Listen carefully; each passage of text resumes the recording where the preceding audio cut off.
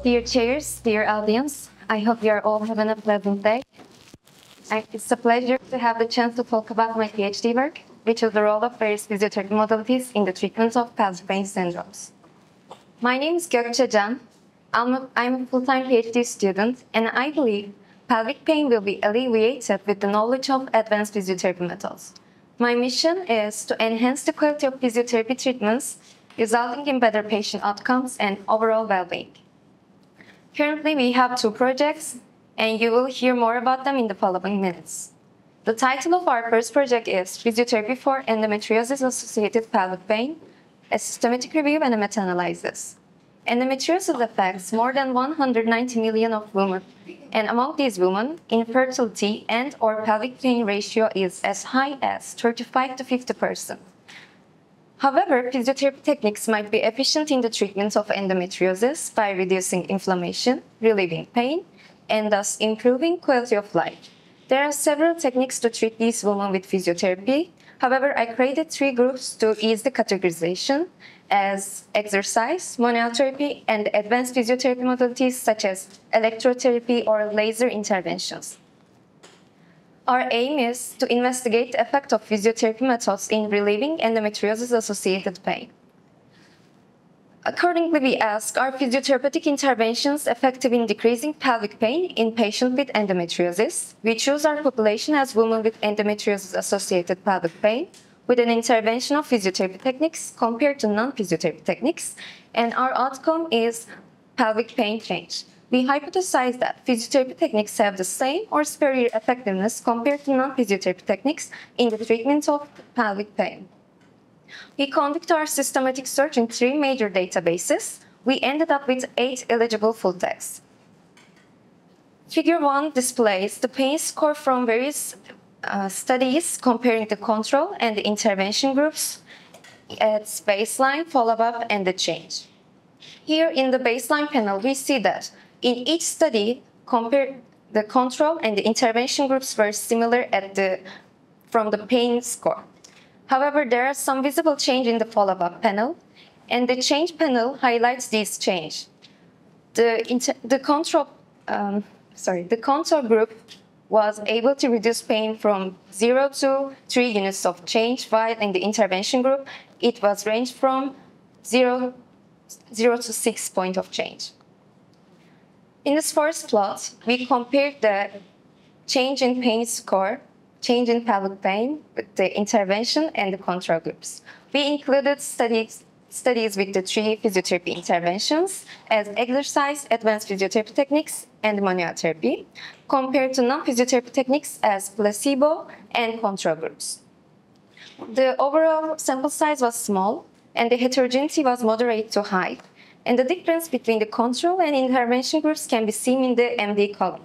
The pool effect shows that the pain reduction in the intervention groups were 2 units further than the control groups.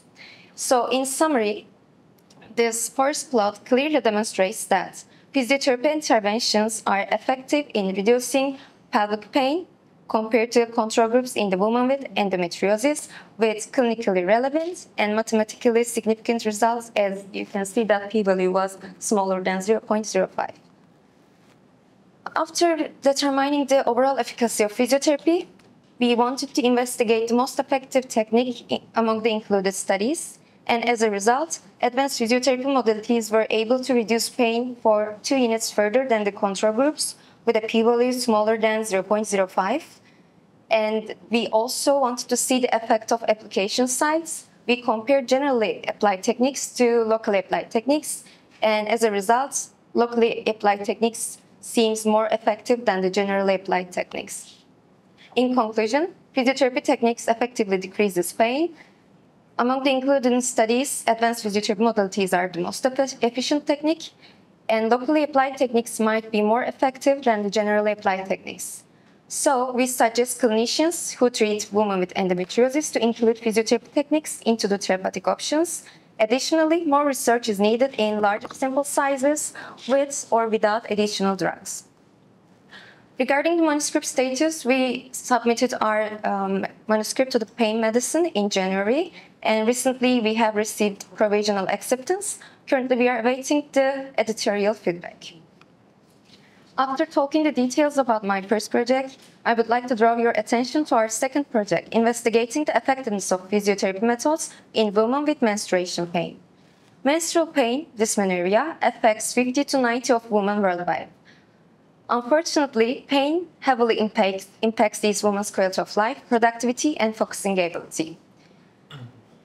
Currently, the usual care mostly focused on pharmacotherapy with the prescription of NSAIDs. However, these medicines have some side effects from headache to cardiovascular diseases with the contraindications such as kidney diseases or stomach ulcers. Accordingly, there is a need to explore innovative and effective treatments.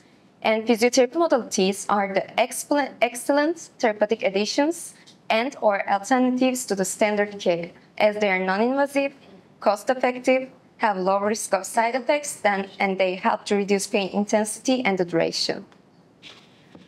Our aim with this project to assess the most effective physiotherapeutic treatment in reducing menstrual pain, which led us to ask, do different physiotherapeutic approaches have diverse efficacy in relieving menstruation pain? Our population is women with menstrual pain, with an intervention of various physiotherapy techniques, compared to physiotherapy and/or placebo physiotherapy interventions. Our outcome is pelvic pain change, and we want to include only randomized clinical trials. We hypothesize that various physiotherapy techniques might have different efficacy levels in reducing menstrual pain. Our clinical implication to apply the most effective physiotherapeutic approach in reducing menstruation pain. We choose the same major databases for our systematic search. We use 3 domains as population, intervention, and study design. After a well-conducted selection process, we ended up with 38 eligible full texts with a possibility to add 6 more articles. It is still early for us to talk about the details. However, I wanted to provide some brief information about the distribution of the studies.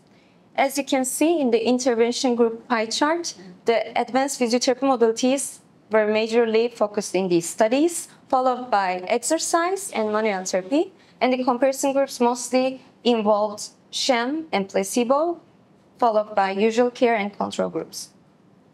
Currently, we are in the data extraction phase of our study, and we just completed our preliminary data extraction table. We are hoping to have a statistical meeting to discuss the details and investigate the furthers. So, in summary, over the past 2 years in my PhD journey, I have been actively engaged in 2 major research projects as a first author. We submit our first manuscript to the Pain Medicine in January, and currently we are awaiting of the final editorial feedback. Regarding our second project, we are aiming to submit our project and manuscript to a journal by November this year. Additionally, I had the opportunity to engage in different socio-academic activities. Here are some highlights that I would like to share with you.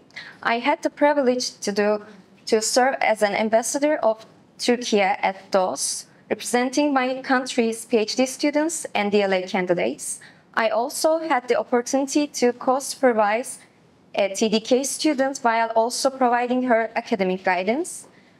Besides, I had the chance to attend the 32nd Semmelweis Symposium, where I have honored to receive the Best Poster Award with my poster presentation. And last but not least, I would like to end my presentation with an inspiring quote from Fatih Sultan Mehmet. To see the limits of the possible, one must attempt the impossible. Thank you for your kind attention and your time as well.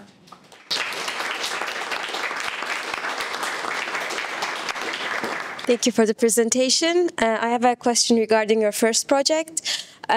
So you talk about endometriosis and physiotherapy. Do the articles that you found in the literature define or specify which type of endometriosis, the location? So, for example, deep infiltrating endometriosis and ovarian endometriosis, do they have any different outcomes with different types of physiotherapy techniques? That's what I was interested in.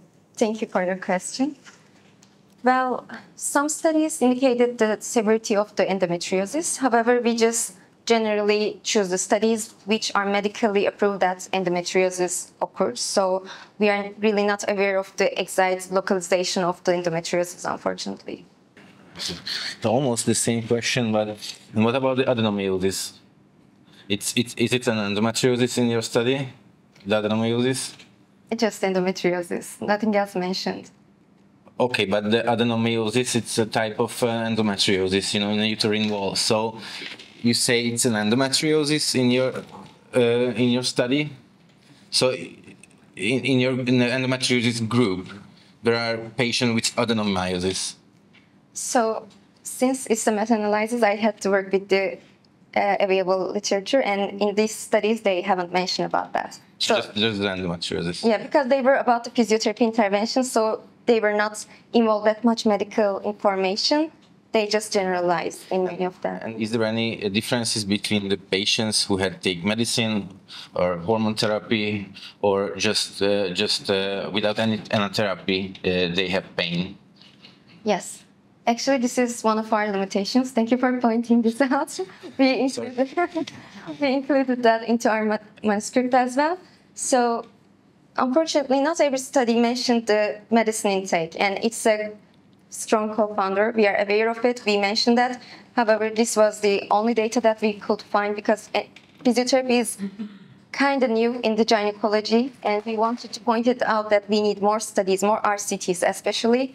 So, as you mentioned, they're co-founders, and in some studies, yes, we are aware that they take some painkillers. In some studies, it's restricted. However, there's no strong evidence about that, unfortunately. Yeah. I'm asking that because my main area of specialization is endometriosis, and we usually against the pain we give them oral contraceptions. But it's sometimes it's just they have still the pain after you give medicine. So I think it will be really important to check in these statements of the patients after the operation and taking medicine. Is there any physiotherapy in the after the if you cannot give any more medicine the patient and they still have pain? So well, I would check in this patient the physiotherapy.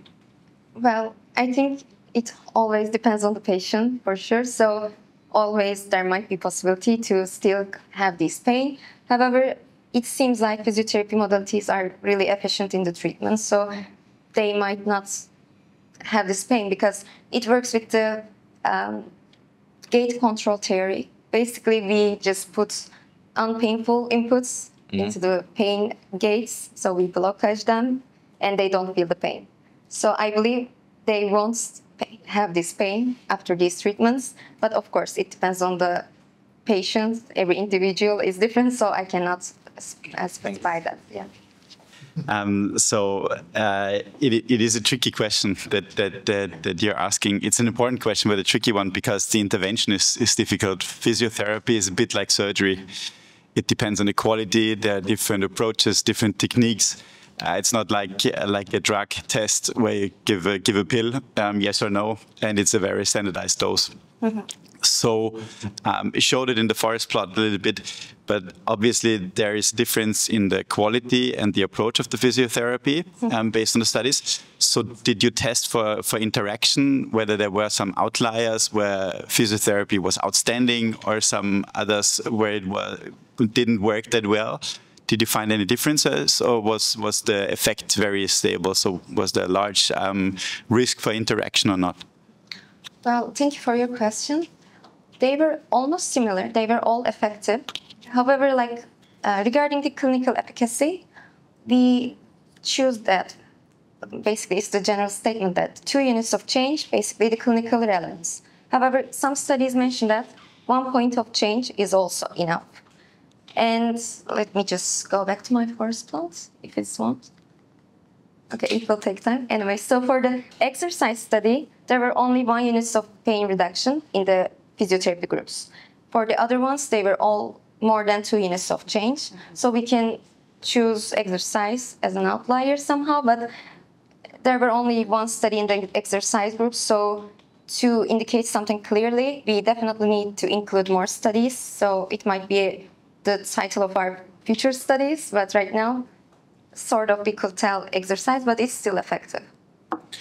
And based on the data that you overlook, how quick was the response to physiotherapy? So within what amount of time did the change? Was it quick within 4 weeks, or did it take 3 months?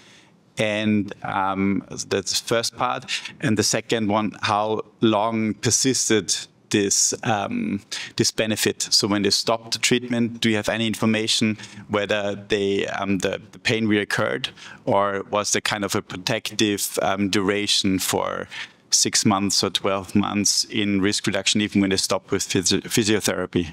So I will start with the last part of the question. There were not enough follow-up time. So as I mentioned, physiotherapy is poorly utilized in the gynecology, so I cannot indicate that, unfortunately. That's all. And the first part was how quick was the response to physiotherapy? Yeah, so it varies among the strategies. For the advanced physiotherapy techniques, it's super quick because, since we block the gaze, it's just right after the intervention, approximately 20 minutes, we can say. For the exercise groups, I think it's more beneficial in the long-term scenario. So after 3 sessions, it will be more beneficial. It's not promising the immediate effects. And manual therapy, it also depends in the use techniques. However, still, we need more follow-ups to speak more precisely. Congratulations for the well-presented stuff. So any pain is a very psychosomatic engaged phenomena. So at the second project, what is placebo in physiotherapy? So. Yeah. How we can image it? Or? You're totally right in that, because I was also questioned that during my selection process. So some studies just prefer to mention sham electrotherapy techniques as placebo. But basically they haven't received any pills or any hormonal therapy and so on. Theoretic touch, theoretic movements, theoretic... Or So it is so interesting. There is a big debate I am a pediatrician and neonatologist, and so the different methods and interaction with kids during the early neurodevelopment. So. This is just like religions, that you believe that if you do some physical training with very small kids, this will beneficial in preterm babies and in babies with early brain damage, and of course just the interaction with the kids is very good, and there is. So the question of the placebo is absolutely important. And this is regarding the first trial. Probably the conclusions are a little bit too direct and too far. So expressing that this type of physiotherapy is the best. Oh my God, there were not comparisons of the methods. Just there were certain studies, and the best paid study showed the best results. So, so probably it seems that X or Z method is the best, probably would be more appropriate. Yeah, that's why I just mentioned among the included studies to be on the safe side. The included study. Okay. You're right with your comments, because this was my first revision. Basically, they mentioned that I should lower down my tone. and I did it. So Oh. it's safe. You can trust in this. Not I was the reviewer. Okay. So, what's the meaning of the p-value in general? Thank you for your question. So it basically shows that if our study is statistically effective or not, depending on the p-value.